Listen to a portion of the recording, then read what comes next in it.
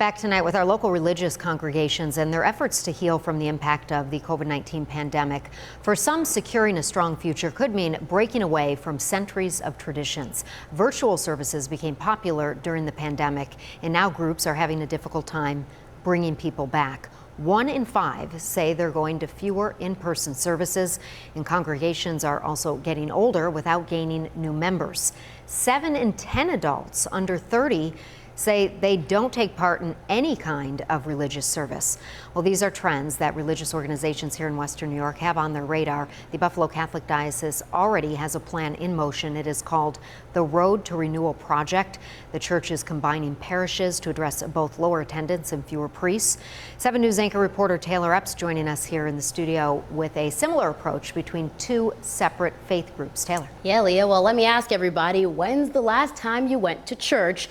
Maybe you're there every Sunday, maybe it's been a little bit of a while. Well, I went to a service a few Sundays back at Kenmore Presbyterian Church to check out how they're rebounding after the pandemic, filling the pews and hoping to turn things around. It was close to 200 when I first came. Gradually, it diminished. People, pass on, and they also go other places. It's been hard to get people back in the pews here at St. Mark's in Kenmore. After COVID, the churches were really struggling for any attendance and to build themselves back up. But Helen Duchesne has been a constant, here playing the piano during service. These days, though, she's playing a happier tune at this Lutheran church for a group of Presbyterians. Recently, we were infused by Kenmore Presbyterian Church. There's been hundreds of them that have come into the church and we're full of life. Kenmore Presbyterian used to live here on Delaware Avenue, but this space was too big for their dwindling congregation. During COVID, folks were asking themselves, why am I even going to church at all? What am I getting out of this religion? Right now, their services bring about 50 to 60 people to the pews. Pastor Fred tells me the challenge here is growing.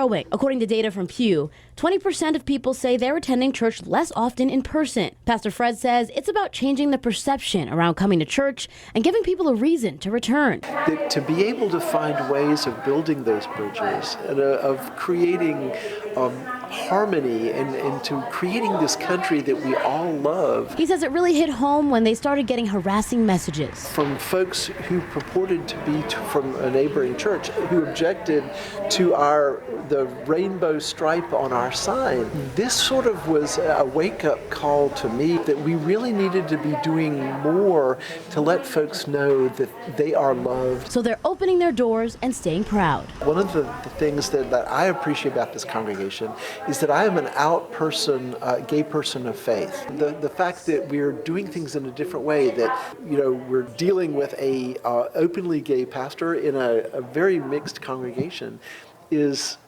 really exciting. Do you think, for the future of churches and church attendance, it's got to be like this, a collaborative effort? Yes.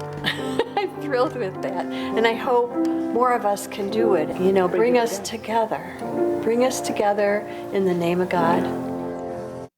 Yeah, a lot of smiles in there, a lot of happy people filling the pews. It's amazing to see how they've been able to turn an unfortunate situation. They know that there's not as many people as there used to be, but they're turning it around, trying to be more accepting. And this month and next month, they're actually hosting a series about what it means in the Bible to be a member of the LGBTQ community, really trying to open those doors to everybody. Teaching love and kindness and unity. Yeah, that's what we all need, right? That is, absolutely. Thank you so much.